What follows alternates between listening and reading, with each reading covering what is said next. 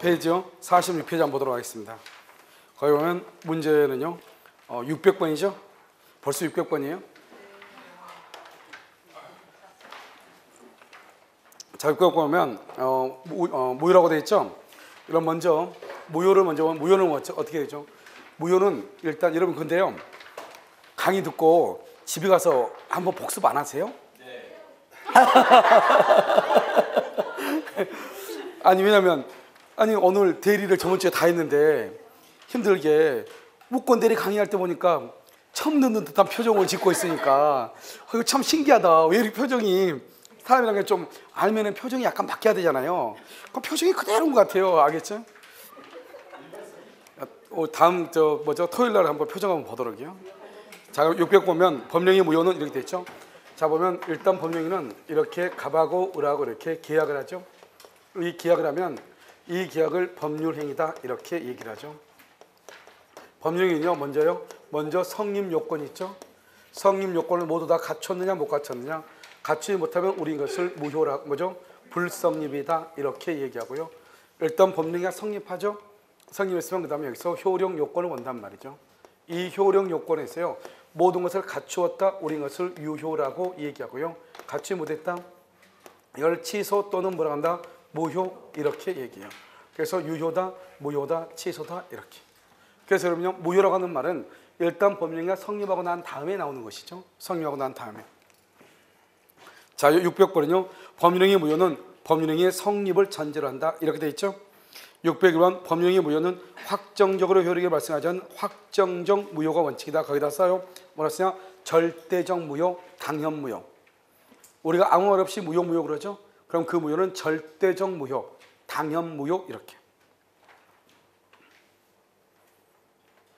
자, 그다음에 602번은요. 무효는 원칙적으로 모든 사람에 대해서 주장 거기를 가로놓고 모든 사람에 대해서 주장 이것을 절대적 무효라고 하는 말이에요. 특정인에 대해서 무효를 주장할 수 없는 경우 거기를 가로놓고 그것을 뭐라 한다? 상대적 무효라고 얘기하는 거예요. 이름이 상대적 무효는요. 그래서 상대적 무효 거기다가요 107조 108조요. 우리는 107, 108 보면 선의의 제3자에게 뭐 하지 못한다? 대항하지 못. 그것을 상대적이라고 얘기하고 선의의 제3자에게도 주장할 수 있다. 우리는 것을 절대적이라고 얘기를 하는 것이에요. 그 다음에 누구를 더 보호하기 위한 것이냐? 거래 상대방을 보호, 거래 안전의 유지를 위한 것이다 이 말이고요. 본인을 보호 줄고 봐. 본인을 보호는 바로 그 위에 모든 사람에 대해서 주장. 그게 바로 본인을 보호하는 거예요. 절대적 무효. 절대적 무효가 모든 본인을 보호한다 이런 말이죠. 그 다음에 603번은요. 의사 능력 흠결 줄 것이고요. 그 다음에 불공정한 법률행위 불공정 딱 그만 죽으면 되겠죠. 많이 그만 그러니까요. 반사회 질서 그 다음에 효력 규정 위반 이것은 절대적 무효이죠. 그런데 통정 줄 것이고 통정에다 밑에 써 뭐라냐면 그것은 비진입 표시요. 통정하고 비진입 표시는 상대적 무효죠. 상대적 무효에다 써 무효행위 추인 가능 이렇게. 그래서 여러분요 무효행위 추인은 상대적 무효가 되는데요. 여기서 또 한 가지 여러분요 맨 앞에 보면 의사능력 흠결이 되어 있죠. 603번 603번의 맨 앞에 의사능력 흠결 있죠. 거기다 써 의사능력 흠결도 절대적 무효인데요. 유일하게 추인이 가능해요. 의사능력 흠결은 추인이 가능해요. 한번 볼까요? 이거 봐봐. 내가 계약을 할 때요. 술이 만취돼서 술이 만취가 된 상태에서 계약을 했단 말이죠. 그러면요. 의사능력이 없는데 내가 아침에 깨어나가지고 무효죠. 무효인데 내가 깨어났어. 깨어나가지고 뭐라 한다? 그래? 어차피 내가 그러면 술이 취해가지고 다 기억은 잘 나지 않지만 너 계약했다고 하니까 주변 사람도 또 그렇게 증언하니까 알았어 그럼 내가 그럼 책임질게. 할 수 있어 없어? 있잖아요. 그러니까 의사 무능력자의 법령이 뭐가 가능하다? 추인이 가능해. 나머지는 추인이 된다 안 된다? 안 된다 이런 말이죠. 이것을 구별해야 돼요. 그래서 의사능력 흠결 빼고 절대적 무효 있죠? 거기다서 그래서 무효행위 추인 X라고. 절대적 무효는 무효행위 추인이 안 돼요. 그 다음에 604번은요. 무효는 법률 효과가 처음부터 생기지 않는다. 알겠죠? 처음부터 효력이 없다 이런 말이죠. 취소는 일단 법률 효과가 발생. 일단. 그 다음에 그 효과를 나중에 취소해서 소멸시킬 수 있는 여지를 인정하는 거죠. 그래서 이것을 뭐한다? 유동적 유효다 이렇게 얘기해요. 유동적 유효. 그럼 봐봐. 이런 무효하고 취소랑 완전히 다른 게 뭐냐면 봐. 유효 아니 뭐죠? 무효하고 취소는 예. 무효하고 취소는요 전혀 다르죠. 이런 무효는 뭐죠? 무효는 처음부터 효력이 있어 없어? 처음부터 효력이 없어. 처음부터요. 근데 취소는요. 취소는 처음에는 유효예요. 그래서 여러분요. 이 무효하고 취소는 전혀 다른 말이에요. 취소는 뭐냐? 취소는 나중에 취소하죠. 취소를 하게 되면 소급해서 무효로 만드는 것이에요. 그러면 취소를 하게 되면 무효로 만든다 이 말이죠. 그럼 여기 보면 여기요. 여기 무효는 처음부터 효력이 없어요. 그러면 취소는요. 취소는 처음에는 유효예요. 그래서 전혀 다르기 때문에 취소는 유효인 것을 무효로 만든다. 이렇게 이해하시면 돼요.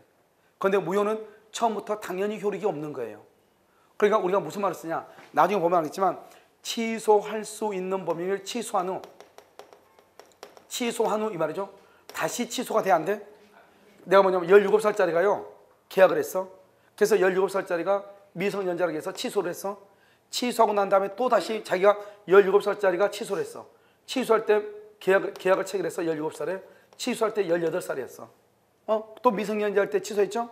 미성년자 할 때 취소했다 이것을 다시 뭐죠? 또 취소할 수 있는가? 취소한 걸 또 취소할 수 있는가?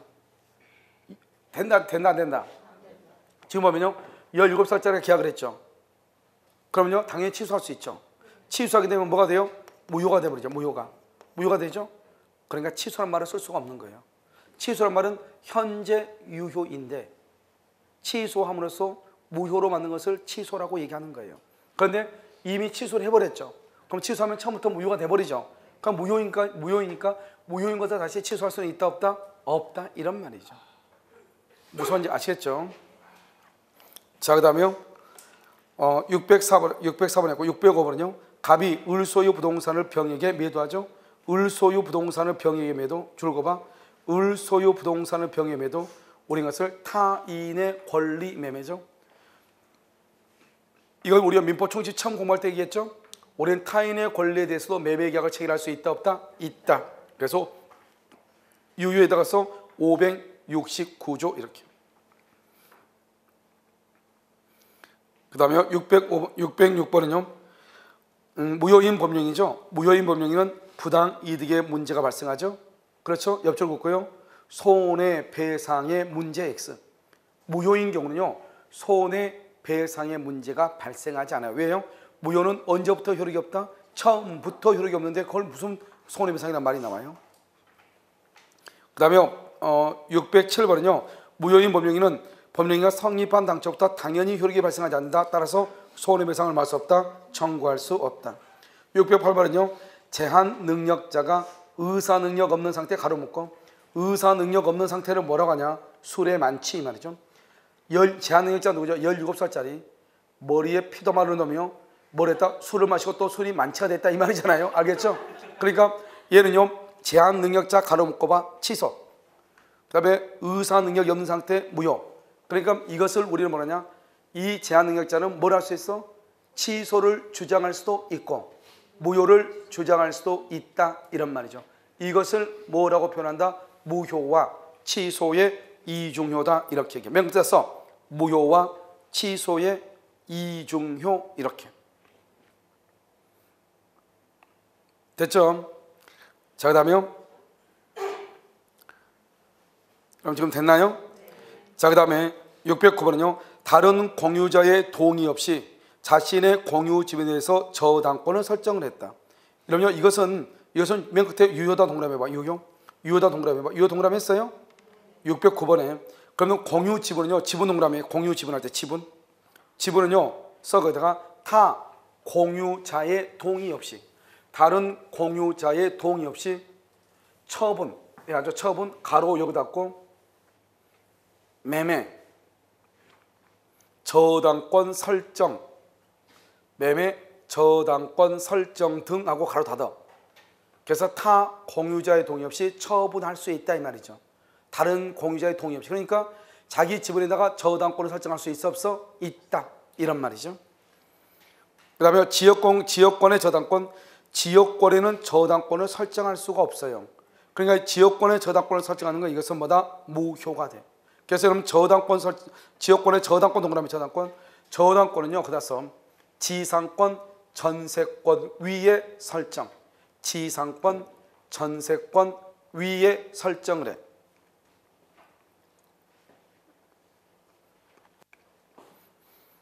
자, 611번은요. 존속기간이 영구적인 구분지상권, 그냥 지상권을 동그라미, 영구 앞에 동그라미하고 지상권 동그라미하고 그 다음에 지역권. 지상권하고 지역권은 영구로 인정이 돼. 영구. 그 다음에 612번요. 임대인의 동의 없는 전대차. 임대인의 동의 없는 전대차는 일단 유효. 유효에다 쓰고 유효 거기다 동그라미하고 뭐라고 쓰냐 밑에다가 임대인에게 대항 X. 유효인데 임대인에게 대항 X예요. 대항은 못하는 것이에요. 그래서 이제 이것이 이제 무효의 전체인 것을 이제 설명한 것이고요. 자, 613번부터 일부 무효 법리죠. 자, 여기 봐요. 자, 137조죠. 137조 일부 무효의 법리죠. 일부 무효의 법리 이렇게요. 그리고 여러분 지금 특강 하는 것은요. 민법 총칙만 강의를 오픈하고요. 물권법하고 채권법하고 특별법 할 때는 오픈하지 않을 거예요. 그렇죠? 그래서 1월 달까지만요. 일단 강의를 오픈하고요. 그래서 이제 나머지 사이트가 생기면요. 사이트에서 봐야 되기 때문에요. 학원생들만 하고 나머지는 오픈을 하지 않을 거예요. 그렇죠? 물권법부터는요. 그래서 보면 일단 137조 보시면 일부 무효 법리 있죠. 그 다음에 또 한 가지 여러분 강의가 이거 다 끝나면 제가 시간을 내 가지고 여기 있는 지문들 있죠. 지문들을 틀린 지문으로 이렇게 바꿔 가지고 사이트라든가 올려놓을 테니까 여러분들 혹시 집에서 뽑으셔가지고 이것을 우리가 똑같은 것을 반복적으로 보면 잘 암기가 안 되거든요. 그러니까 이걸 먼저 계속적으로 반복적으로 봐. 알겠죠? 그리고 지문으로 이제 완전히 맞는 것을 틀린 것을 해놓으니까 어디가 틀렸는지 무슨 알겠죠? 그래서 다시 하나 뽑아가지고 그걸 보면서 어디가 틀렸는지 번호는 똑같으니까 알겠죠? 그렇게 해서 보란 말이에요. 그래서 우리가 계속 보면 눈으로 보면은 사람이 게을러져가지고 금방 그걸 한단 말이에요. 그래서 필요한 부분은 가로 넣든 이렇게 해놓을 테니까요. 여러분 한번 보면서 이쪽을 보면서 이쪽을 반대로. 그러니까 낙서한 부분은 낙서만 하고 낙서하는 거는 대충 낙서하면 안 되죠. 알겠죠? 계속해서 이렇게 보고 암기를 해야 된단 말이죠. 그래서 암기하는 방법 뭐 여러 가지가 있죠. 여러 가지가 있는데요.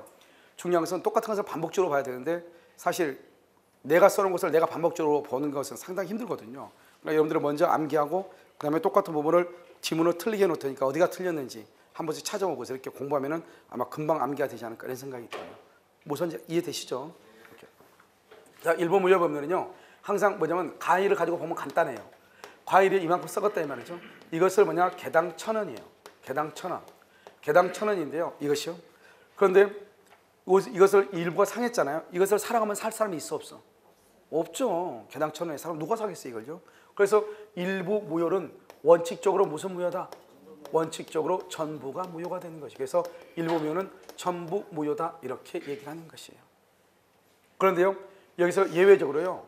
예외적으로 일부만 무효로 하고 일부만 무효, 나머지 일부는 유효로 할 수 있는가? 이게 이제 문제가 되는 거죠. 그럼 어떻게 하냐? 먼저 법률 행위의 일체성이에요. 법률 행위의 일체성이다. 이런 말은 법률 행위가 하나로 되어 있어야 된다 이 말이고, 그 다음에 두 번째 분할 가능성이에요. 분할 가능성, 당사자의 가정적 의사예요. 가정적 의사. 이것을 뭐라고 하냐? 이것을 보충적 해석이다 이렇게 얘기해. 보충적 해석 이렇게. 그래서 여러분요, 먼저 하나로 되어 있어야 돼. 어떻게 해요? 썩은 부분과 썩지 않는 부분이 하나로 되어 있어야 돼. 그 다음에 두 번째는요. 두 번째는 분할 가능성. 이것을 뭐라냐? 가분적이라고 해서 이게 가장 중요한 키워드죠. 일부 무효에서 가장 중요해. 분할할 수 없으면 안 돼. 이런 볼까요? 여기 컵이 하나 있잖아. 컵이 있는데 내가 커피를 이렇게 타가지고 마시려고 하는데요. 옆에 사람이 이 얘기하다가 내 커피는요 간이 맞는데요. 간이 혹시 뭐죠? 싱거울 것 같아서 누가 콧물 한 방울로 딱 떨어뜨려 줬다 이 말 아니에요? 그렇죠? 그럼 어때요? 그럼 우리가요 여기 이 콧물 한 방울요 스푼으로 그 부분만 딱 떼내고 마실 수 있어 없어? 그것을 불가분이다. 그걸 불가분. 여기는 뭐요? 여기는 가분이야 돼. 가분. 나눌 수 있어야 돼. 이것을 뭐라 하냐? 양적 일부 무효다. 이렇게 양적 양으로 나눌 수 있어야 돼. 너무너무 중요해. 그래서 일부 무효에서 이 말이 가장 중요해. 그 다음에 뭐냐? 가정적이란 뭐냐? 상상한다. 상상적, 가정적. 상상이란 뭐냐? 멀쩡한 사과가요. 개당 1,000원인데 상한 것을 개당 1,000원에 사갈 수는 없는 거잖아요. 그런데 주인이 뭐라고 하죠? 500원에 가져갈래요? 할 수 있어 없어? 있죠. 그러면 가져갈 수 있어 없어? 있죠. 만약에 500원에 가져간다면 가져갈 수도 있다. 이런 말이죠. 그것을 보충적 해석이다. 그래서 여기서 또 중요한 말은 일부 무효의 법률은 법률행위 해석과 관계가 있다 이런 말을 쓰는 거예요. 응? 그래서 이것은 이제 얘기하고 일부 무효. 그런데 이 일부 무효는 일부 취소하고 똑같아. 일부 취소. 한번 볼까요? 일부 무효죠. 무효를 취소라고 그래. 일부 취소는 그러면 전부를 취소로 한다. 그런데 일부만 취소하고 나머지 일부는 유효로 할 수 있다 이런 말이죠. 이것은 일부 취소에도 그대로 적용이 된다 이런 말이에요. 그 다음에요 또 보면 여기서 이제 토지거래 허가구역 한번 볼까요? 내가 지금 무슨 구역? 토지거래 허가구. 토지거래 무슨 거래? 이렇게 얘기했는데도 또 모르는 사람이 있어. 아무튼 알겠죠? 이렇게 허가를 했죠. 토지거래 허가구역인데요, 허가구역 위에 있는 토지 건물하고 토지거래 허가구역 안에 있는 토지예요. 토지하고 건물을 일괄하여 을이 매수를 했어. 을이 매수를 했어. 그런데 토지는 허가를 받아야 돼 안 받아야 돼? 받아야 되죠. 문제는요, 토지거래 허가구역 위에 있는 건물은 허가를 받아야 돼 안 받아도 돼? 받아야 돼 안 받아도 돼? 지금요 토지거래 허가구역 위에 있는 건물이죠. 내가 지금 무슨 거래라고 했어? 지금 계속 토지거래니까 토지는 허가를 받지만 건물은 허가를 받지 않는 거예요. 그러니까 토지는 아직 허가가 있어 없어? 없죠? 없으니까 유효다 무효다? 무효이죠. 건물은 허가 받아 안 받아? 안 받으니까 유효다 무효다? 유효이죠. 그러니까 토지거래 허가구역 내 토지와 건물을 일괄하여 매수했는데 아직 토지에 대한 허가가 없다. 그러면 뭐라 하냐? 일부가 무효라고 얘기하는 거예요. 그럼 일부 무효는 무슨 무효다? 전부를 무효로 한다. 전부를 무효로 하니까 건물에 대한 등기를 청구할 수가 있다 없다? 없다 이렇게 얘기하죠. 됐죠? 그런데요 법률의 일체성, 토지와 건물을 한꺼번에 샀죠. 분할 가능성, 토지하고 건물은 별개의 독립한 부동산이거든요. 그 다음에 당사자 가정적 의사, 나는 토지가 안 돼도 건물이라도 사겠다. 건물. 알겠죠? 거기다 내가 학원을 해야 되겠다. 그래 나는 땅 필요 없고 건물이라도 사겠다. 할 수 있어 없어? 있잖아요. 그러면 가정적 의사가 있으면 건물만이라도 내가 살 수 있다. 그러니까 뭐가 무효? 토지가 무효. 토지. 뭐가 유효? 건물이 유효. 그래서 건물에 대한 등기를 청구할 수 있다 없다? 있다. 이런 말. 이것을 일부 무효는 전부 무효가 원칙이지만 일부만 무효라고 나머지 일부를 유효로 할 수도 있다. 이렇게 표현을 하는 거예요. 알겠죠? 그 다음에요. 여기서 강행규정이에요. 일부가 무효다. 그럼 어떻게 돼? 일부가 무효다. 강행규정의 일부가 무효면 판례가 뭐라 했냐? 먼저 법 규정을 봐라. 법 규정을 먼저 봐라. 법 규정이 뭐라고 돼 있나 봐. 근데 법 규정에 아무런 말이 없다. 아무 말이 없어 법 규정에. 그러면은 어떻게 한다? 그러면요 137조로 가라. 137조마다 일부 무효는 무슨 무효다? 전부 무효로 가라. 이런 말이죠. 그럼 여기서 법 규정에 보면 뭐가 있냐면 우리가 가장 대표적인 게 약관법이요. 약관법 제16조에는 뭐라고 되어 있냐? 약관의 내용의 일부가 무효이면 그 부분만 무효로 한다. 그 부분만 무효로 한다. 법조문에 이렇게 딱 나와 있거든요. 약관의 내용의 일부가 무효면 그 일부만 무효로 한다. 이렇게 딱 법에 나와 있어요. 그러면 그 법대로 가라 이 말이죠. 그런데요 그런 말이 없다? 그런 말이 만약에 없다. 16조는 그렇게 나와 있거든요. 약관법에. 그런데 그런 말이 없다? 그럼 어떻게 본다? 전부를 무효로 본다. 이 말 아니에요. 그래서 이건 이제 강행법규고요. 그 다음에 여기 또 뭐가 있냐? 중간생략 등기. 여러분 우리가 중간생략 등기를 하죠. 중간생략 등기라면 이렇게 갑의 건물을 을하고 계약했는데 을이 또 병한테 처분했는데 병한테요. 이 을이라는 사람이 등기를 하지 않아요. 그래서 갑한테 부탁해서 직접 병한테 등기하기로 전원에 합의를 했단 말이죠. 이 전원이 합의를 했는데 나중에 합의 내용에서 1인의 합의가 합의가 무효예요. 1인이 무효. 그러면 세 사람 중에서 한 사람이 무효다 이 말이죠. 그러면 일부가 무효다 이 말이죠. 일부 무효는 무슨 무효다? 전부 무효다. 일부 무효는 무슨 무효? 전부가 무효다. 이렇게. 그래서 전부 무효 이렇게 되는 거예요. 알겠죠? 그래서 이것을 중간생략 등기 이렇게 되는 것이고, 그 다음에요. 우리 이제 일부 무효에 보면 일부 무효의 특칙이라고 하는 것이 있거든요. 그 원래는 일부가 무효면 무슨 무효죠? 일부가 무효면 전부가 무효가 돼야 되잖아요. 그런데 일부가 무효면 일부만 무효인 것이 있고, 일부만 무효. 그게 바로 뭐냐? 전세권이에요. 전세권의 전세기간은 10년이거든요. 그런데 만약에 13년으로 계약을 했다. 그러면 어떻게 돼? 그럼 몇 년이 지났죠? 몇 년이 더 플러스 됐죠? 3년이죠. 3년은 일부가 무효잖아요. 알죠? 일부가 무효죠? 일부가 무효면 무슨 무효다? 전부가 무효다 이렇게 해야지. 그러면 전속기간이 없다 그래야 되잖아요. 그런데 전세권에는 3년은만 무효고 10년으로 된다 이렇게 돼 있거든요. 그러니까 그 부분만 무효가 된다 이런 말이죠. 그 다음에 여기요. 여기 보면 환매권이요. 환매를 보면 어떻게 되냐? 부동산의 경우는 몇 년이냐? 부동산 환매는 5년이고요. 그러면 동산의 경우는 몇 년이냐? 3년이다. 이렇게 되어 있거든요. 그런데 이 5년인데 7년으로 했다. 그럼 어떻게 되냐? 그럼 5년은 기본이잖아요. 2년이 넘었잖아요. 2년만 무효로 한다. 이렇게 돼 있거든요. 그러니까 원래는 일부가 무효면 전부가 무효가 돼야 되잖아요. 그런데 우리 법조문에 일부가 무효면 그 일부만 무효로 한다. 이렇게 되어 있거든요. 이것을 일부 무효의 특칙이다. 이렇게 얘기하는 거예요. 그래서 일부 무효는 실제로 이제 강행법규 이게 중요하고요. 그 다음에 더 중요한 것은 뭐냐? 그것은 가분적이 돼야 된다. 가분적. 불가분이다. 된다 안 된다? 안 된다. 이런 말이죠. 자, 한번 볼까요?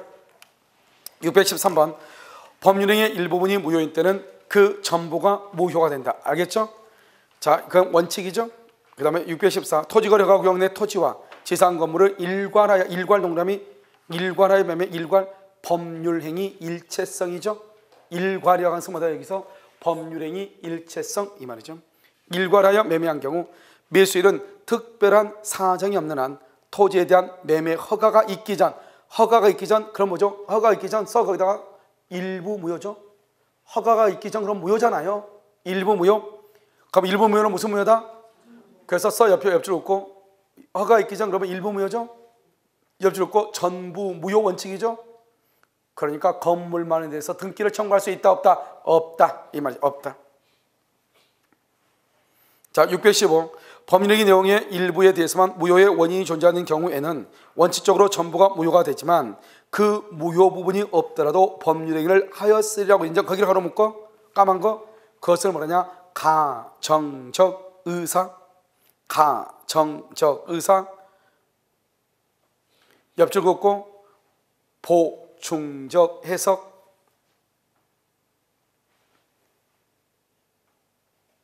했어요? 옆줄 긋고 일부 무효는 법률행위 해석과 관련. 일부 무효는 법률행위 해석과 관련 이렇게.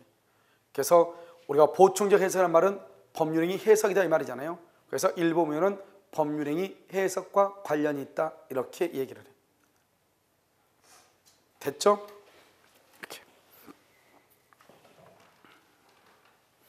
자, 616은요. 일부 무효의 효과에 의하여 민법 외에 다른 법률의 규정이 있으면 그 법에 따른다. 아까 말했죠. 여기 봐봐. 다른 먼저 뭐로 가라? 그 법 조문으로 가라. 그게 없으면 어디로 간다? 민법으로 간다. 137조. 무슨 말인지 알겠죠?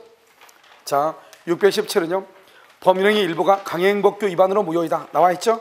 그러면 그 법규가 일부 무효의 효력을 규정하고 있는 것은 그 규정에 의하고 뭐라고? 법조문으로 가고 그러한 규정이 없으면 어디로 간다? 민법 137조가 적용이 된다. 이렇게. 618. 복수의 당사자가 중과생략 등기 합의를 했다. 그런데 바로 밑에요. 한 사람의 의사표시가 무효이다. 그것은 뭐다? 일부가 무효이다 이 말이죠. 일부 무효. 알겠죠? 그래서 그것은 일부 무효의 법리. 일부 무효는 옆줄 긋고 전부 무효 원칙이죠. 그래서 일부가 무효면 전부 무효 원칙 이렇게. 자, 619는요. 법률행위 내용이 불가분 동그라미 불가분이라고 되어 있죠. 법령의 내용이 불가분인 경우는 그 일부분이 무효인 때에도 일부 무효의 문제는 생기지 않는다. 알겠죠? 불가분 동그라미. 우리가 여러분 생각을 해봐. 일부가 무효다 그러면 나눌 수 있어야지. 알겠죠? 콧물 한 방울 떼내고 이것만 무효네. 그렇게 할 수는 없는 거잖아요. 그래서 그렇게 한단 말이죠. 무효이다. 생기지 않는다. 그런데 분할이 가능하다. 이것을 가분적이라고 해요. 가분성 또는 가분적. 그러면 어떻게 돼요? 일부 무효. 137조가 뭐냐? 일부 무효의 법리예요. 일부 무효. 137조가 전부가 무효가 될 때도 있고 일부만 무효가 될 때도 있다. 왜요? 일부 무효는 원칙적으로 무슨 무효? 전부 무효. 예외적으로 일부는 무효, 일부는 유효. 그렇잖아요. 그 다음에 약관의 일부 조항이 무효죠. 약관 나왔죠? 무효인 경우 민법 137조 일부 무효의 법리가 적용되지 않고 나머지 부분만으로 유효하게 전속. 알겠죠? 그래서 약관법 16조는 그 일부가 무효면 그 부분만 뭐로 한다? 무효로 한다. 이런 말이죠. 지금 됐나요? 오케이. 뭐 일부 무효요? 아무것도 아니죠? 이렇게. 자, 이제 우리 이제 일부 무효의 법리를 봤죠? 이제는요 138조. 138조는 뭐냐면 여기서 무효행위의 전환. 무효 행위의 전환이에요. 여러분이 항상 여기서 기본적으로 알아야 될 건 무효라고 하는 말은 일부 무효든 무효이든 무효행위 추이든 무효라고 하는 말은 일단 법률행위는 뭐를 했다? 성립했다. 성립했다. 그걸 먼저 알아야 되겠죠. 자, 그 다음에 무효행위 전환은 103조는 된다 안 된다? 안 돼. 104조는 무효행위 전환이 인정될 수 있다. 자, 두 번째 무효행위 전환에서 뭐냐면 이거죠. 타인의 자. 그러면 타인의 자죠. 이러면 남의 자식은요 무슨 신고를 해야 돼요? 입양 신고를 해야 되죠. 그런데요 우리가요 친생자 신고를 했을 때 어떻게 될 것인가 이 말이죠. 자, 두 번째는 혼인 신고를 하기 전에 이 말이죠. 혼인 외의 출생자죠. 혼인 외의 출생자로 무슨 신고를 해야 돼요? 인지 신고를 해야 돼. 인지. 알죠? 혼인 외의 출생자로 무슨 신고? 인지 신고죠. 그런데요 우리는 보통 혼인 중에 출생자 신고하는 혼인 중에 출생자, 혼인 중 출생자 신고를 한단 말이죠. 왜냐하면 부모가요 혼인 신고를 하기 전에 아기가 태어나잖아요. 그럼 엄마하고 아기하고는 모자 관계인데요. 아빠하고는 인지란 것이 있어야 돼요. 그러니까 아기가 태어나면 우리는 먼저 출생 신고를 먼저 하지 않고 무슨 신고를 먼저 해? 혼인 신고를 먼저 하고 서류상으로. 그러고 난 다음에 출생 신고를. 그러면 서류상으로 딱 보면은요 이 아이는 혼인 신고하고 난 다음에 태어난 것처럼 보이잖아요. 그러면 인지한다 안 한다? 안 해도 되잖아요. 알겠죠? 그렇기 때문에 이렇게 한단 말이죠. 이러면 이렇게 하면 된다 안 된다? 안 되죠. 이런 봐봐. 우리가 출생 신고를 해야지만 얘가 태어나는 거예요. 그렇지 않으면은 뭐죠? 엄마의 자궁으로부터 완전히 빠져나왔을 때 출생이 되는 거예요. 완전히 빠져나왔을 때 출생이지 출생 신고할 때 출생이 아니잖아요. 제가 아는 사람 중에 한 사람은요 지금 와이프가 사망했는데도 한 몇 년 됐을 거예요. 지금 7, 8년 됐는데 아직도 사망 신고를 하지 않는 사람이 있어요. 아이들이 자기네들이 클 때까지 하지 말라고 해가지고. 그러면 봐봐요. 그러면 그런 경우는 그러면 어때요? 이미 지금 사망했죠. 이미 사망했는데 사망 신고가 안 돼 있죠. 그럼 그 사람 죽었어 안 죽었어? 안 죽었어?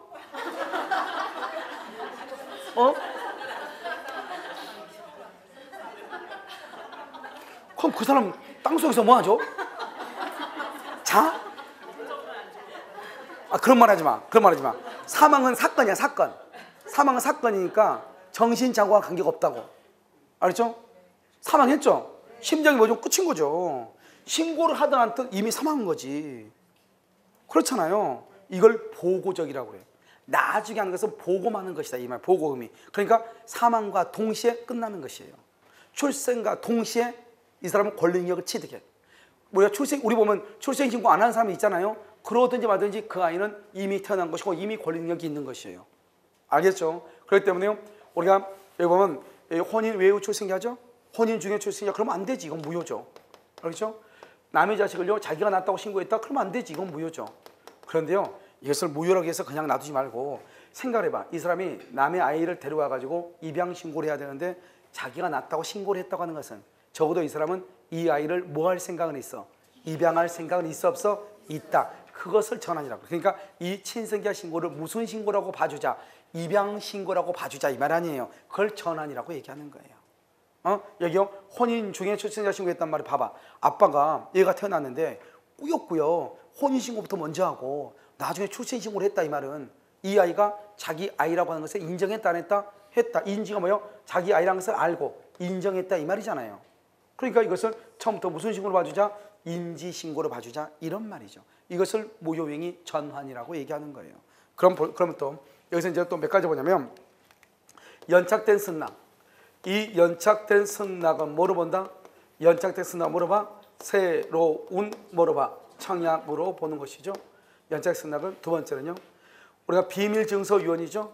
비밀증서 유언이에요. 이 유언이 무효면 이것을 자필 증서 유언으로 볼 수 있거든요.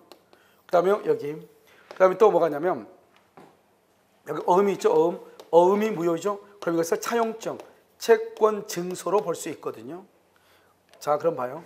승낙은 뭐냐? 승낙은 불요식 행위예요. 불요식. 청약도 불요식이에요. 우리 청약 승낙을 할 때는 반드시 어떤 방식에 의할 필요가 없잖아요. 유언은 단독 행위예요.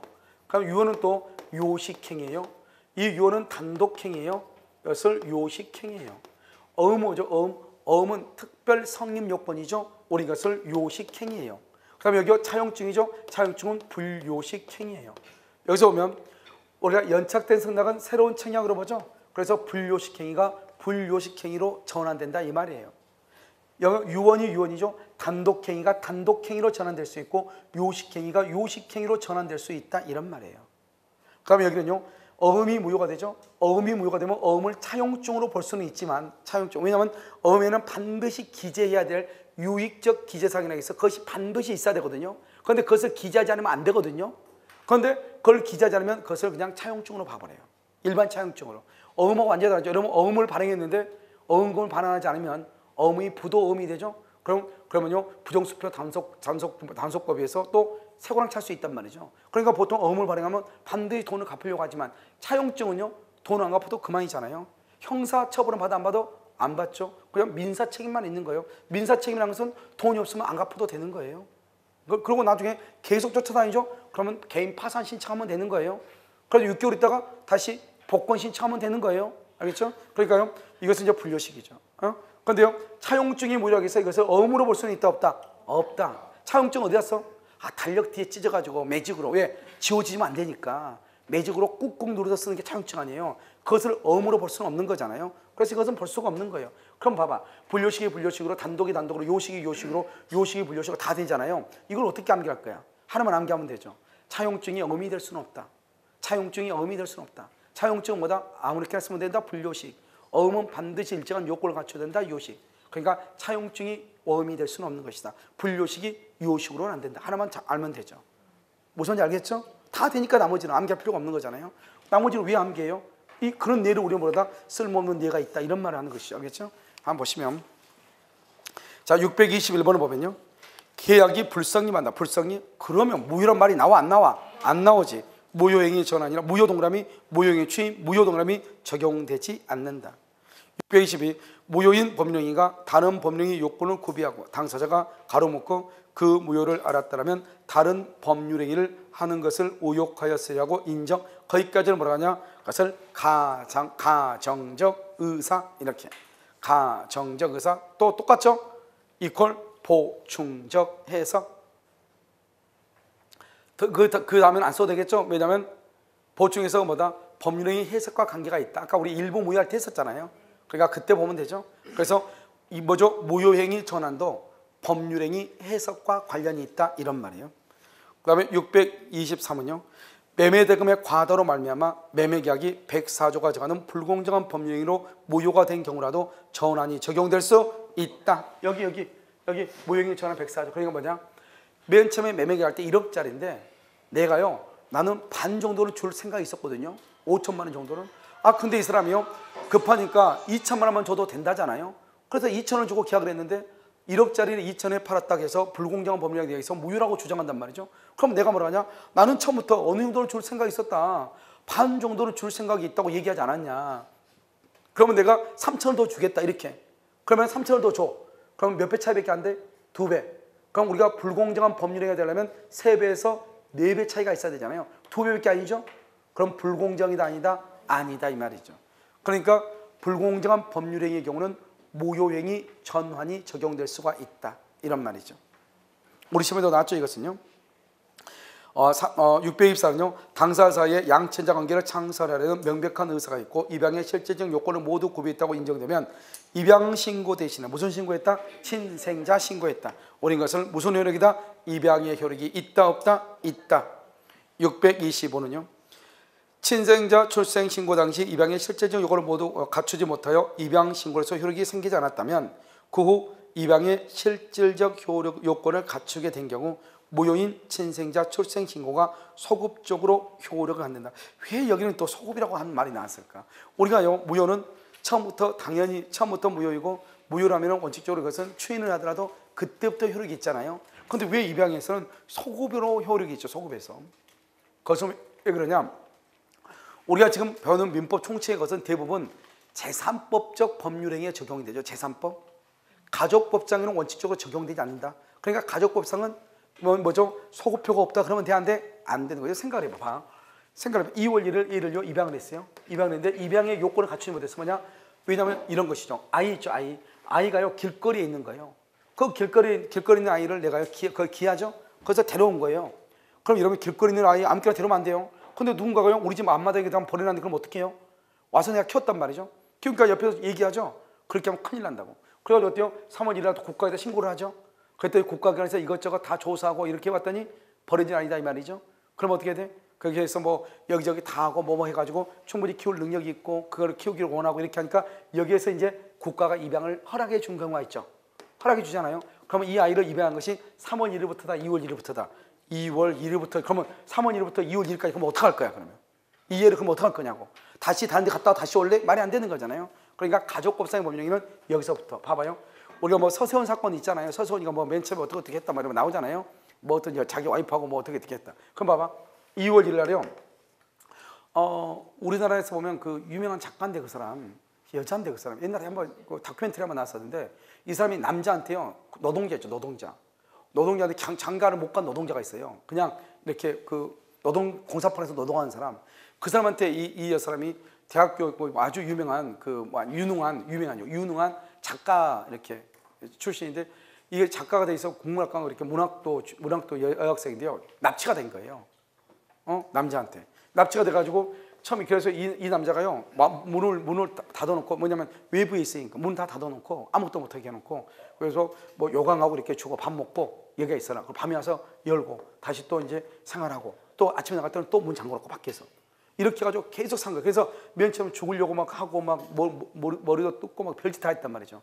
그런데 어느 날 시간이 돼가지고 딱 이 남자가 보니까 얘가 이제 정신 차려가지고 뭐 좀 달라 해가지고 글도 쓰고 이렇게 보니까 남자가 뭘 몰라도 이 사람이 글 쓰는 게 능력이 있어 보여. 아무리 몰라도. 그래서 이제 시간이 좀 흐르고 이렇게 한 2년인가 3년인가 시간이 흘러가지고 계속 그렇게 한 거예요. 그 생활을. 그렇게 하고 나서 이 사람이 뭐라 했냐면 가라고. 문을 열어준 거예요. 가라고. 그런데 뛰쳐나왔다는 거잖아요. 해방됐다고. 뛰쳐나왔는데 막상 갈 데가 없는 거예요. 뛰쳐나왔는데. 그래서 스스로 기어 들어갔다는 거 아니에요? 자기가요? 알았죠? 다시 기어 들어갔어요. 이렇게. 그래가지고 이 사람한테 왜 왔냐? 그러니까 아무 말하지 않고 또 밥 해주고 이제 그다음부터는 정식적으로 부부를. 그 남자는 여전히 공사판에 일하고 하고 자기는 그동안 썼던 책을 내가지고 유명해지고 그 사람이 나가서 TV 나가지고 스스로 고백했잖아. 자기가 살아온 과거. 그렇죠? 그래서 이런 것이 과연 그러면 어떻게 할까? 그러면 납치당해서 했잖아요. 그래서 여기 같이 났으면 만약에 여기서 만약에 이 사람이 납치해가지고 혼인신고를 했대요. 그건 무효죠. 무효잖아요. 그런데 10월 1일 날 만약에 이 사람이 둘이요 무효인 것을 청산하고 정식적으로 우리가 혼인하자 해가지고 여기서 이제 납치가 살다가 여기서 10월 1일 날 혼인신고를 했단 말이죠. 그러면 2월 1일에서 그럼 10월 1일까지 산 건 어떡할 거야? 그렇잖아요. 그러니까 가족법상의 법령에는 뭐다? 그때부터가 아니에요. 언제부터? 소급하는 거예요. 그러니까 가족법상의 법령에는 원칙적으로 이 민법 총칙하는 규정들이 원칙적으로 적용되지 않는 거예요. 그러니까 우리가 비진입 표시 같은 거 봐. 비진입 표시. 107, 108, 109, 110조. 그런 것들은요. 가족법상의 법령이 적용된다 안 된다? 안 된다. 이런 말 아니에요. 알겠죠? 그래서 여기서는 소급적으로 이렇게. 자, 626은요. 자신의 혼인 외의 출생자를 혼인 중에 출생자를 신고를 했다. 알겠죠? 그래서 호적의 등재에 좀 문제가 있네요. 가족관계 등록부라고 해봐. 가족관계 등록부 이렇게.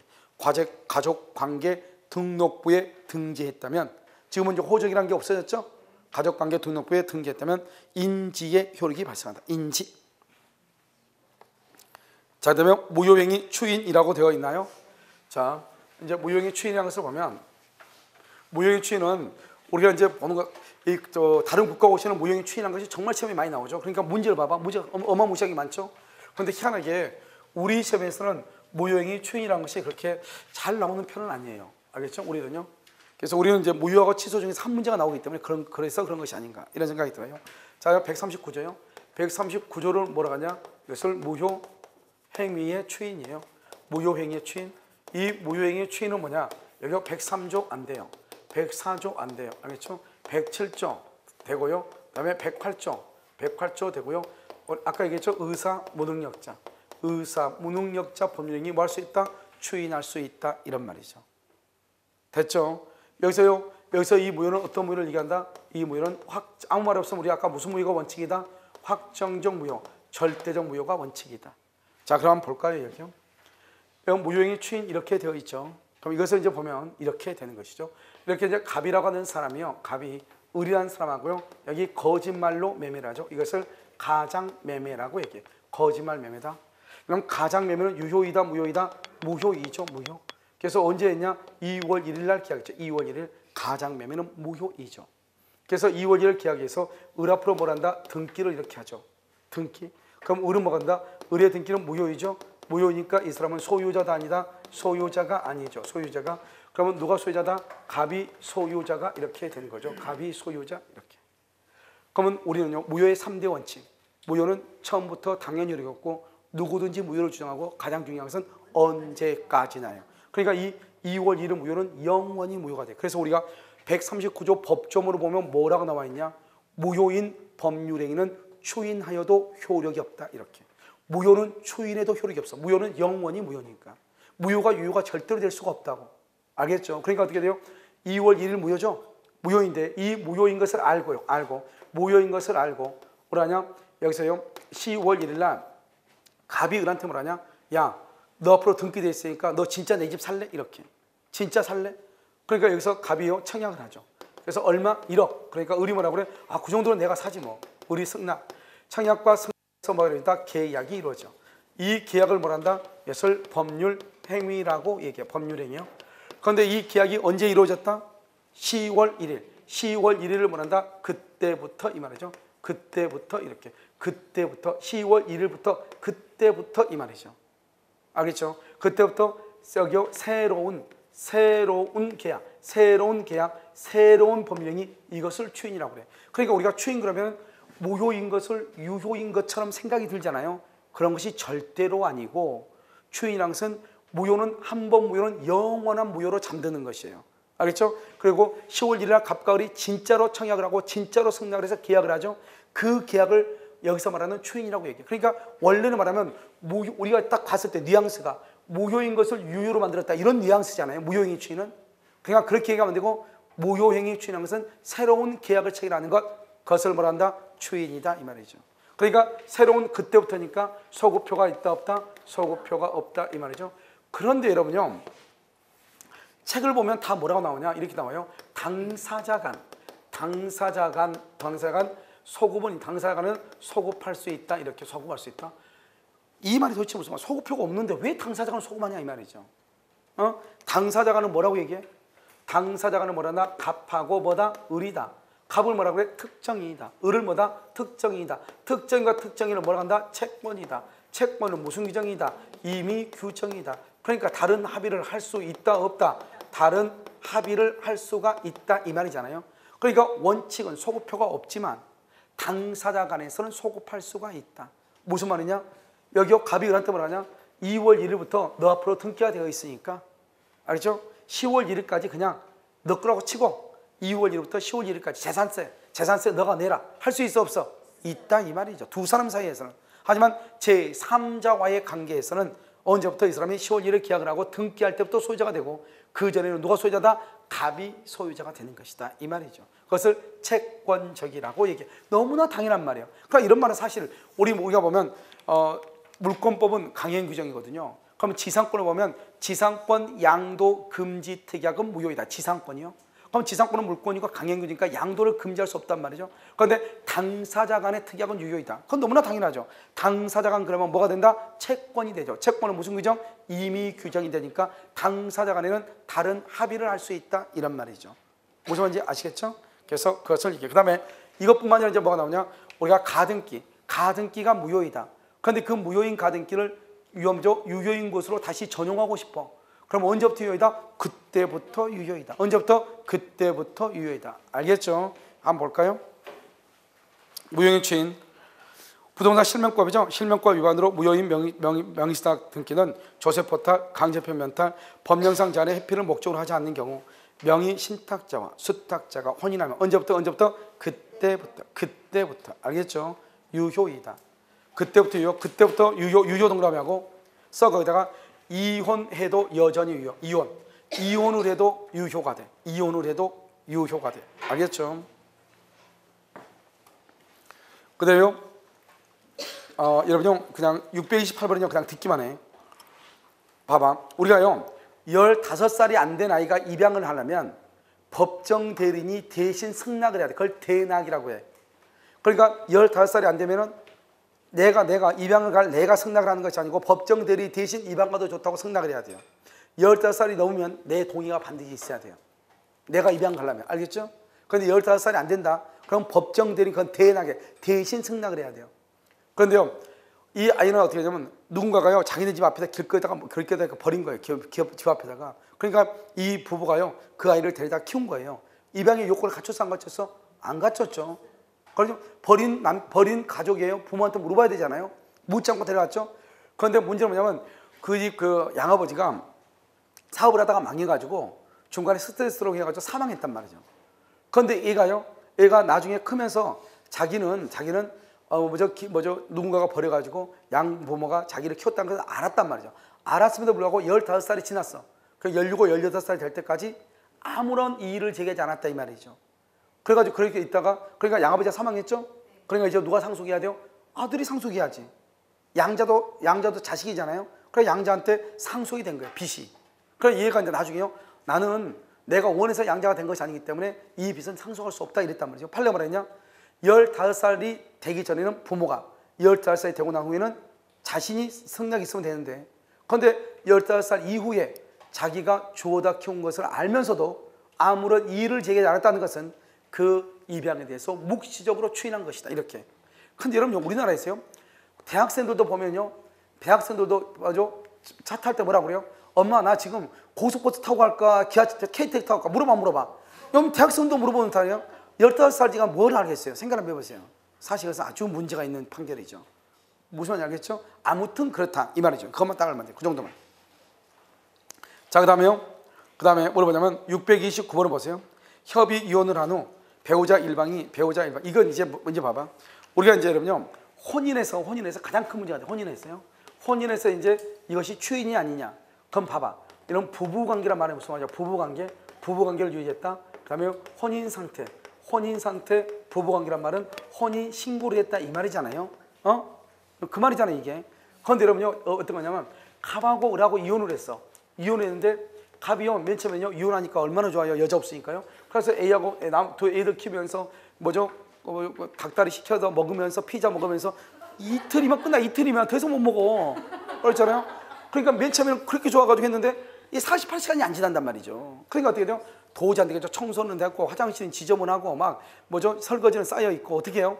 그러니까 애들한테 시키죠. 엄마 좀 와서 청소 좀 해달라고. 아빠 없다고.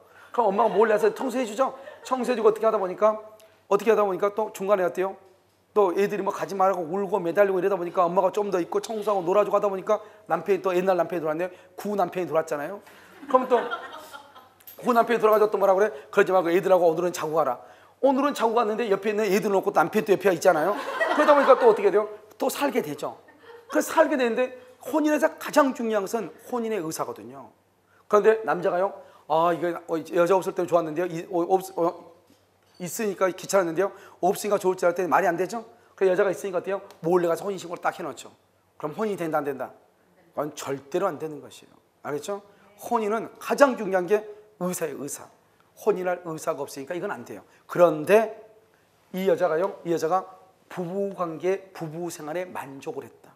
또 뭐냐? 혼인 생활에 만족을 했다. 이런 말이 나와. 그러니까 부부라는 말을 썼다, 혼인이라는 말을 썼다는 것은 다른 말로 뭐다? 정식적으로 혼인신고가 혼인을 할 마음이 있다 없다? 있을 때만 부부, 혼인이라는 말을 쓰는 거예요. 혼인할 의사가 없으면 혼인이다, 부부란 말을 절대로 안 쓰는 거예요. 그러니까 키워드가 뭐냐? 혼인 생활에 만족했다, 부부 생활에 만족했다, 이런 말이 나와. 알겠죠? 그러면 뭐다? 그건 추인이다 이 말이고. 판례가 뭐라 했냐면 남자와 여자가 둘이 있는데요. 이 여자가요, 이 남자를 쫓아다니는데 남자가요, 중간에 무슨 일이 있어서 헤어질 일이 생겼어요. 헤어지자고 했는데 이 여자가 나는 죽어도 헤어질 수 없다. 그래서 쫓아가가지고 이 사람이 밥을 해서 도시락을 싸가지고 정집대 이 남자 있는 회사 찾아가는 거예요. 자기가 이 사람의 와이프다. 같이 밥 먹으러 갔다. 밥 먹으니까 남자가 쪽팔려서 도저히 살 수가 있어야지. 그래서 뭐라냐? 내가 그러면 찾아갈 테니까 기다려라. 그래서 찾아갔어. 찾아가니까 어떻게 하니까 또 잠을 잤네. 그러다 보니까 애가 또 태어났네. 팔려 그러냐? 아무리 애가 10명 태어나도 필요 없다. 그건 추인이 아니다. 왜? 혼인은 애가 태어났다고 해서 추인이 아니고 혼인은 혼인할 뭐가 있어야 돼? 의사가 있어야 된다. 분명히 혼인할 의사 없이 몇 차례 육체관계를 통해서 아기가 태어났다 할지라도 추인이 아니다. 그러니까 여러분 애를 낳았다 해서 능사가 아니에요. 뭐죠? 알겠죠? 낳지만. 알겠죠? 중요한 것은 뭐다? 혼인의 의사다. 아주 중요해. 알겠죠? 그래서 거기 봐봐. 629번. 협의 이혼을 한 후 배우자 일방이 일방적으로 다시 혼인신고. 도저히 안 되겠다 이 말이죠. 알겠죠? 그래서 상대방이요 그 사실을 알면서 혼인생활, 부부생활, 혼인생활 이런 말이 나온다니까. 그 말은 혼인이다, 부부라고 하는 말을 썼다고 하는 것은 나는 혼인할 의사가 있었다 없었다? 이게 키워드예요. 알겠죠? 그러면 뭐다? 추인이다 이 말이죠. 가장매매, 거짓말매매, 가장매매 108조죠? 아까 내가 뭐라고 했어? 107조하고 108조는 뭐 할 수 있다? 추인할 수 있다. 그걸 이게 간단해. 가장매매 앞에다 써. 비진이 표시로 무효인 경우, 비진이 표시로 무효인 경우 똑같아. 알죠? 똑같단 말이죠. 추인하면 언제부터? 그때부터. 처음부터 그러면 난리가 나는겨. 알죠? 그때부터 새로운 계약을 한 것으로 본다. 631 비진이 표시 줄 것이고 비진 표시로 무효 줄 것이고 맨 끝에 추인한 때는 새로운 법령이 똑같죠? 새로운 법령. 그래서 우리 시험에 나올 때는 비진으로 나왔죠? 자요. 그럼 비진 표시로 무효 거기도 중요한데요. 알겠죠? 가장매매로 무효 이렇게. 자요. 그다음 추인을 부정한 경우 103조 된다 안 된다? 안 된다. 그래서 선량 풍속 기타 사회질서 위반으로 무효 추인하더라도 유효가 될 수가 없다. 그다음에요. 취득서가 완성 당시 부동산 소유자 갑이 그 완성된 사실을 알면서 그래서 이것을요 제3자 을에게 처분했고 을 역시 뭘 했다 뭘 했어? 적극 가담. 적극 가담 줄고 103조 위반. 그러니까 추인이 된다 안 된다? 안 된다. 변호사 시험에 나온 거죠. 작년 재작년이요. 104조 이 정도 풀면 우리도 변호사 아니에요. 알겠죠? 자 104조는요 불공정한 법률행위죠. 추인해도 유효가 될 수 있다 없다? 없다. 그 다음에 635는요 위조 서류에 의한 혼인신고가 되고 몇 차례 육체관계가 있었다. 추인으로 볼 수 있다 없다? 없다. 애가 태어나도 안 된다니까. 애 낳지 말라니까. 알겠죠? 636 무효인 혼인신고 행위에 상하는 신분관계가 실질적으로 형성되어 있지 않고 알겠죠? 혼인관계가 있다 없다? 없다 이 말이죠. 그 다음 637번 봐봐. 원인 무효인 등기가 이루어진 사실을 알고도 장기간 일을 하지 않았다. 누군가가요? 내 모르게요. 혼인신고를 한 거예요. 그러든지 마든지 장기간 일을 한 바 없다 하더라도 추인으로 볼 수 있다 없다? 없다. 안 돼. 반드시 혼인의 의사가 있어야 돼. 그 다음에 638은 좀 중요한데요. 타인의 생명 치료권, 생명보험. 생명보험 뭐하고 관계되죠? 목숨과 관계되죠? 요즘 우리나라 뭐 터졌다가 뭐 어때요? 보험금 뭐 이런 거 많잖아요. 그래서 보험계약 체결 시 서면 동의를 받아야 돼요. 그러니까 봐봐요. 만약에 나를 상대로 해서 만약에 생명보험을 든다. 반드시 계약을 체결할 당시에 나한테 서면으로 사인을 받아야 돼요. 그런데 생명보험을 들어놓고 나서 나중에 서면으로 사인 받다 절대로 안 돼요. 절대 안 돼. 알겠죠? 생명보험은 반드시 계약 체결 당시에 서면으로 동의를 받아야 돼. 나중에 추인 절대로 안 돼. 그래서 서면으로 동의를 받지 않았다 무효이다. 추인해도 된다 안 된다? 안 된다. 이렇게. 효과는요. 무효인의 추인은 확정적 무효인 경우를 전제. 그래서 무효인 추인할 때 무효는 무슨 무효가 원칙이다? 확정적 무효. 여기 나왔잖아요. 640번. 내가 말했어. 무효는 절대로 유효가 될 수 있다 없다? 없다. 그래서 무효인 법률행위는 추인을 해도 유효가 된다 안 된다? 안 된다. 무효는 절대로 유효가 안 돼요. 뭐라고 한다? 새로운 법률행위로 본다. 그 다음에 무효인 추인에 대해서 관한 민법 139조는 신분행위는 그대로 적용될 수 없다. 그래서 봐봐. 무효인 입양행위. 그런데 그 내용에 맞는 신분관계가 실질적으로 형성되어 당사자 쌍방이 이의 없이 신분관계를 계속했다. 그러니까 남의 아이를 줘다 키웠다 아까 얘기했죠? 키웠는데 나중에 그러면 입양이 아직 없죠? 입양 요건을 안 갖췄죠? 나중에 내가 스스로 신고를 하고 입양 요건을 나중에 갖췄단 말이죠. 그러면 언제부터? 소급표. 처음부터 아이를 데려올 때부터. 그 다음에 가등기. 이것도 이제 우리 시험에 중요하죠. 무효인 가등기를 유효한 가등기로 전용키로 하는 약정은 언제부터? 그때부터 유효하다. 언제부터? 그때부터 이렇게. 자, 그 다음 장 보세요. 여러분 취소된 경우인데요. 보면은 취소할 수 있는 법령을 적법하게 추인한 후 동그라미 추인 동그라미 확정정 유효. 추인은 확정정 유효 했어요. 이퀄 취소권의 포기. 추인은 확정정 유효이고 취소권의 포기예요. 그러니까 추인을 했다고 하는 것은 더 이상 말할 수 없다. 취소할 수 있다 없다? 없다. 추인한 후에는 취소할 수 없고. 그 다음에 적법하게 뭐한 후? 취소한 후 줄 것이고 확정정 무효. 취소한 후에는 다시요. 취소한 후에는 확정정 무효죠. 무효인 법률행위로서 추인할 수 있다. 그래서 나중에 얘기해. 취소해서. 자, 그다음에 자, 644 취소할 수 있는 법령이야. 일단 취소 동그라미하고 확정정 무효. 그러니까 맨 끝에요. 무효행위의 확정정 무효니까 무효행위의 추인의 요건과 효력으로서 추인할 수 있다. 그다음에 그래서 643하고 644는 묶어서 나중에 설명할 거예요. 645는요. 취소의 원인이 종료한 후에 취소된 계약을 다시 추인하게 되면은 취소된 법령이가 계약 체결 시에 소급하여 유효로 되는 것은 아니다. 왜요? 취소된 계약이죠. 취소된 계약 가로 묶어봐. 취소된 계약 확정정 무효. 여러분 확정정 무효인 것을 추인 동그라미 해봐. 추인. 취소된 계약을 추인한다. 그럼 언제부터? 그때부터 새로운 계약. 그때부터 새로운 계약 이렇게. 여러분 우리가 추인하려면 뭐죠? 여러분 내가 몇 번 얘기해서 추인하는 것은 무효라고 하는 것을 알고 해야 돼, 모르고 해야 돼? 알고. 몇 번 얘기했죠? 말하려면 알고. 그래서 추인은 두 번째 줄 무효임을 알고 해야 된다. 647 추인할 당시에도 무효 원인이 소멸하지 않으면 추인할 수 없어요. 무효 원인이 소멸하지 않으면. 그 다음에 왜냐하면 무효 원인이 소멸한 후에 해야 돼. 그게 바로 648번이에요. 무효 원인이 소멸한 후에 추인을 해야 돼. 그러면 무효 원인이 소멸했단 말이 무슨 말이냐? 그게 바로 649번이에요. 뭐냐면 상환이 완료되지 않는 농지 매매는 추인을 해도 안 돼요. 그냥 국가로부터 내가 땅을 불화를 받았는데 땅값을 다 갚지 않고 다른 사람한테 팔아먹었다. 안 된단 말이죠. 그런데 상환 완료 후 이퀄해. 상환 완료 후 그래서 유효 요건을 갖춘 후 이렇게. 상환 완료 후 649번 상환 완료 후 그 말은 유효 요건을 갖춘 후 이 말이죠. 유효 요건을 갖춘 후 추인하면 언제부터? 그때부터. 알겠죠? 그럼요 650하고 651은 우리가 무권 대리해서 했어요. 무권한자의 처분행위죠. 무권리자가 타인의 권리를 처분한 경우 거기다 써. 뭐냐면 무권 대리 추인과 동일. 무권 대리 추인과 동일 이렇게. 뭐라 되냐? 무권리자가 타인의 권리를 처분한 경우 처분권자가 사후에 추인하면 그 처분행위는 효력이 있다고 되어 있죠? 효력에다 앞에다 써. 소급하여 효력이 있다. 왜? 무권대리하고 똑같으니까. 그 다음에 652번 봐봐. 무효행위 추인은 소급표가 있다 없다? 없다. 언제부터다? 그때부터 새로운 법률행위를 한 것으로 볼 것이고 그때부터 동그라미하고 그러면 소급표가 없는 것이죠. 시험에 많이 나왔죠? 그런데 653번을 봐봐.